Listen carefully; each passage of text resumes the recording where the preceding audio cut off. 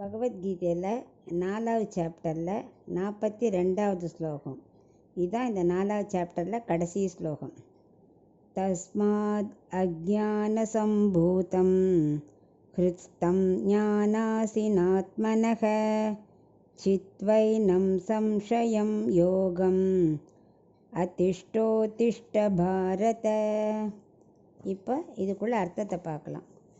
கண்ணன் அர்ஜுனனை சொல்லின்னு இருக்கார். அர்ஜுனா, எழுந்துரு, உனக்கு இவ்வளோ தூரம் எல்லா ஸ்லோகமும் சொல்லி உனக்கு அர்த்தம் புரிய வச்சுட்டேன்.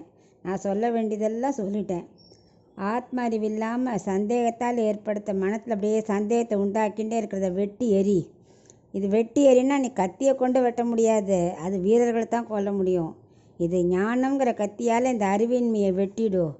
நான் இதுவரை சொன்ன கர்மயோகத்தை செய்யறதுக்கு எழுந்துரு பரதகுலத்தில் பிறந்தவனே அப்படின்னு கண்ணன் அர்ஜுனன்ட்ட சொல்கிறார்.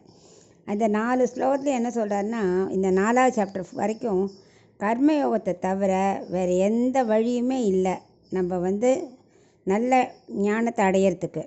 அதனால் கர்மயோகத்தை எல்லோரும் செஞ்சாகணும். அதுதான் அஜ்ஞானம் ஐயம் எல்லாத்தையும் போக்கும்.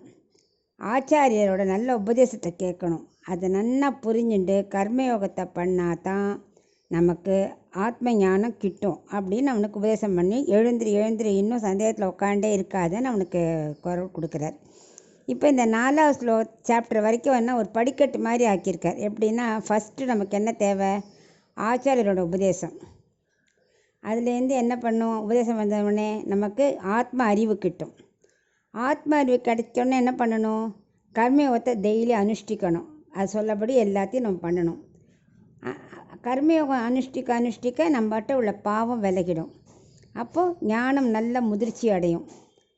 கடைசியில் இந்த கர்மயோகத்தை விடாமல் பண்ணினா ஆத்ம ஞானம் கிடச்சதுன்னா கடைசியில் நமக்கு ஆத்ம சாட்சாத்காரமே கிட்டும்னு ஒரு படிக்கட்டு மாதிரி அர்ஜுனனுக்கு கடைசியில் விளக்குறார். இதோட 4வது சாப்டர் முடிஞ்சது.